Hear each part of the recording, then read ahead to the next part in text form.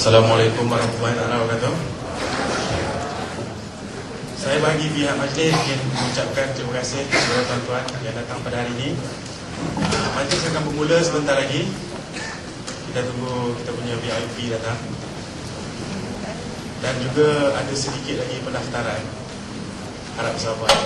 Hadirin dijemput berdiri.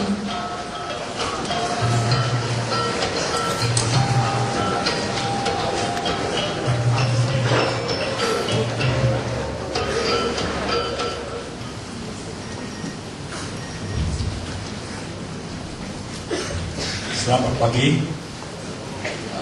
Terlebih dahulu saya nak mengucapkan ribuan terima kasih kepada kita MC AJK Public Go untuk seminar ini, all the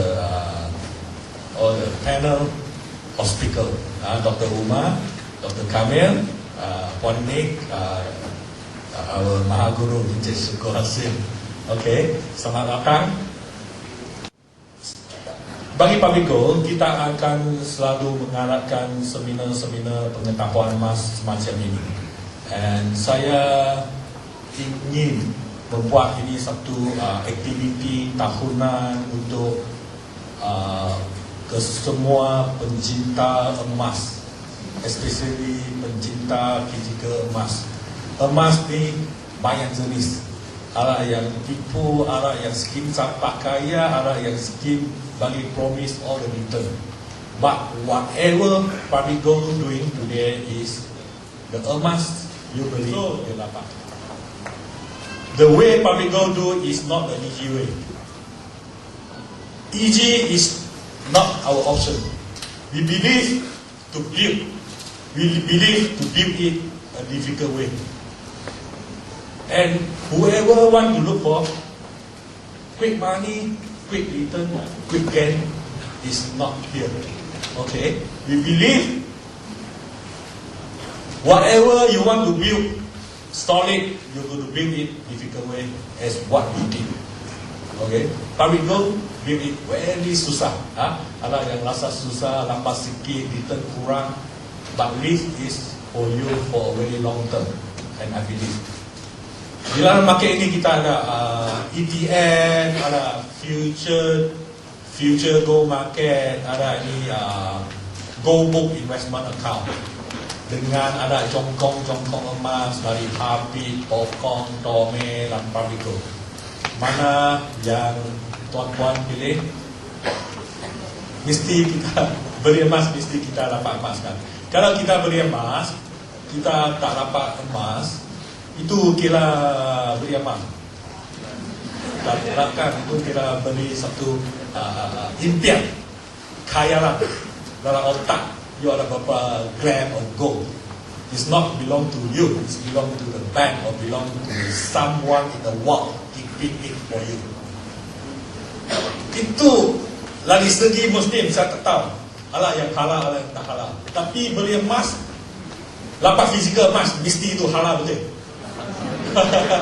So yang apa kita buat hari ini ialah 100% halal. Lagi kita tak promise berapa persen return untuk you. What I want to tell you is we are in the mega gold rush. I see this trend not now, not today, not 1 year ago, not 3 years ago. I see this trend is 10 years back. That's why we got Public Go today. Because at that point of time, I foresee the financial world having their day. And the next cycle up will be commodity, and gold especially. Gold is a commodity, but gold is extinguished commodity compared to industrial commodity. Why? Why? Because gold can act currency. No other commodity in this world can act as a currency except gold. The regime, the forces that came after World War II demanded that every new state will have a constitution, that it will have 3 elements: national debt, central bank, and the law of legal tender.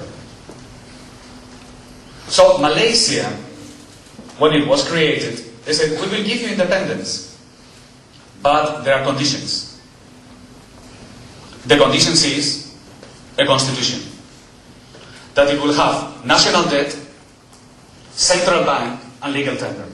And that is the sign of capitalism, and this is the sign of riba, and this is why Malaysia is not independent yet. You are too early to celebrate Merdeka. Not yet, my dear friends. Not yet. Don't hurry up. You can only have Merdeka the day the central bank, Bank Negara, disappears from this country. That day, then Allah subhanahu wa ta'ala will rain upon you His mercy, and you may call yourselves free people.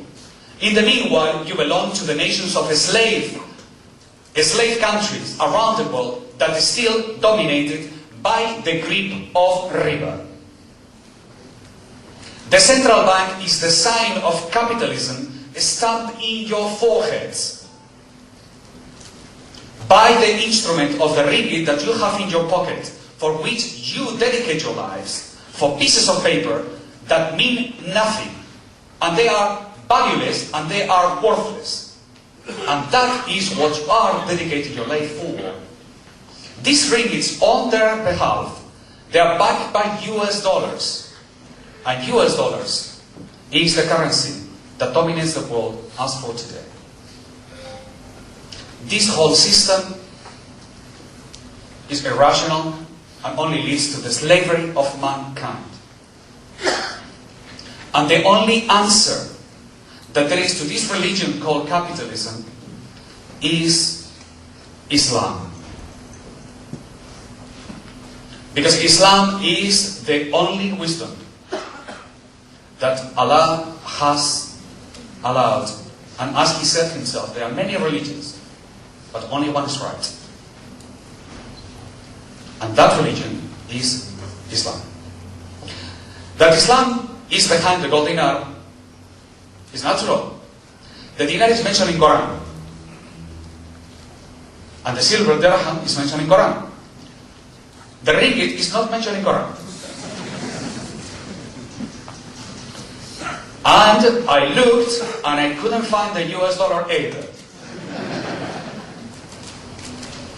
Banyak melihat kepada alternatif, dan tajuk pembentangan pada hari ini ialah emas sebagai alternatif. Kita tidak menyarankan lepas ni tuan-tuan pergi bekerja ke kedai emas, mengebut-gebut beli emas, tidak. Kita nak tuan-tuan dan perempuan hari ini memikirkan tentang lagi satu alternatif kepada pelaburan. Lebih kurang dalam sebulan yang lepas, ada salah seorang yang menghubungi saya melalui Facebook. Kita pun ada Facebook juga.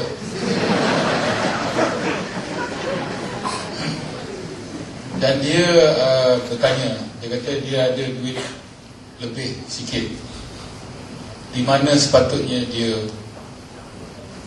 melaburkan duitnya. Saya kata berapa banyak? Dia kata 250,000. Saya kata itu bukan sikit. Jadi saya tak banyak cadangan, saya cuma kata beli emas. Masa tu harga lebih kurang dalam 900 lebih US 1 ounce. Jadi tuan-tuan kira lah, hari ni berapa? 1,130 US. Jadi kalau dia beli 900, 250,000 dia beli emas. Pasal sebab lepas dia beli tu, dia dah bagi tahu kat saya dia dah beli kata. Tapi malang yang dia tak kongsi untung dengan kita.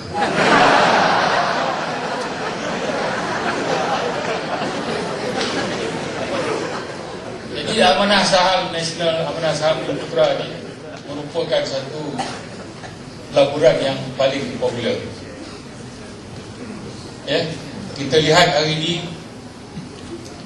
selang beberapa bulan Ahmad Kamal Piah dengan Tun Ahmad Saji akan pegang satu cardboard tunjuk berapa persen naik ataupun dividen naik. Kalau tuan-tuan potong apa gambar tu agak-agak 5-6 tahun dulu sama je.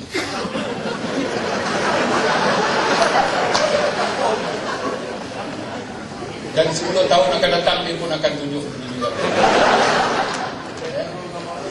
Jadi kita tengok di sini, ini masa untuk mengutuk Amanah Saham.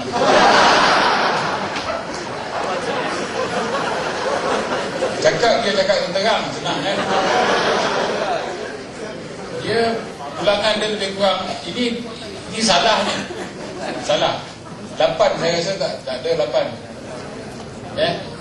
6,5, 7 adalah. Ini diorang ni nak bagi sedap sikit. Saya percaya sebelum saya tadi dah beberapa penceramah menceritakan tentang pelaburan emas. Kenapa pun kita perlu menyimpan emas? Trend kenaikan harga emas yang tinggi sejak 5 tahun belakangan ini. Nilai wang kertas sentiasa jatuh dalam waktu masa panjang. Kita perhatikan dolar Amerika misalnya. Dolar Amerika ni sebenarnya dia bukan macam kita. Kita bila kita nak cap duit, kerajaan kena luluskan. Di Amerika Syarikat, Federal Reserve Board tu adalah satu badan swasta, dan dia membuat keputusan untuk ngecap duit dia. Bila dia kurang, dia cap je lah. Jadi apabila krisis berlaku dalam 2008, Presiden Obama telah memberikan kebenaran untuk memberikan pakej rancangan sebanyak 700 bilion. Jadi dia tak ada jadi masalah. Cuma sekarang ni disebabkan negara China mempunyai reserve sebanyak US 2 trilion, dan mempunyai lebihan dagangan daripada Amerika Syarikat. Ini memberikan satu ancaman yang mungkin menyebabkan dolar Amerika ni menjadi satu hari kertas toilet. Jadi kalau ada sesiapa yang simpan sebelum ditukar jadi duit pun. Emas juga adalah aset yang terunggul dan dia tidak boleh dimanipulasikan. Kalau cerita pasal manipulasi ini, pasal harga saham ni boleh tahan. Dia boleh kata kita sudah sign memorandum persefahaman. Apabila dia berita tu disampaikan saja, harga saham tu akan naik. Lepas tu 6 bulan lepas tu dia kata perjanjian persahaman tu telah dibatalkan. Itu biasalah. Dalam tahun 94, 110 memorandum understanding disign di negeri China. Tidak satu pun menjadi. Tapi orang pelabur ni dia percaya. Jadi kalau dikatakan Saudi Arabia membeli basikal untuk digunakan di padang pasir pun orang percaya. Harga emas pada 1/2005 422 US 1 ounce. Pada 8/1 1126.35. Tapi jangan ingat harga ni tak pernah jatuh. Ini saya nak beritahulah. Ada juga hari-harinya yang harga emas ni jatuh. Biasalah kan. Dia kalau naik je selalu pun tak boleh tahan.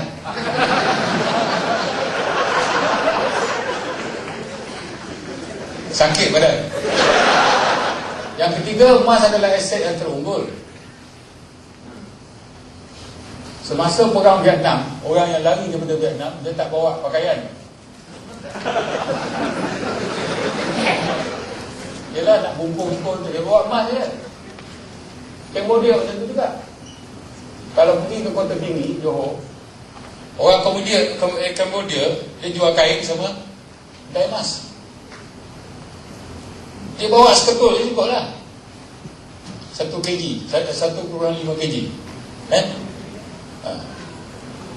Berapa ribu nilai. Ada juga yang telan. Dia nak smuggle dekat balik dia telan. Rosak pun dia. Lepas tu dia pergi cari gulak lah. Fikirkan dinar emas ni adalah salah satu langkah yang wajar diterokai. Dan kalau ada pihak-pihak yang mempunyai keupayaan, saya rasa dinar emas ni patut diketengahkan lah sebagai alternatif juga. Kerana dinar emas ni dah lama diperkatakan, tetapi belum lagi sebenarnya wujud dengan sepatutnya lah. Public Gold, sound and solid investment.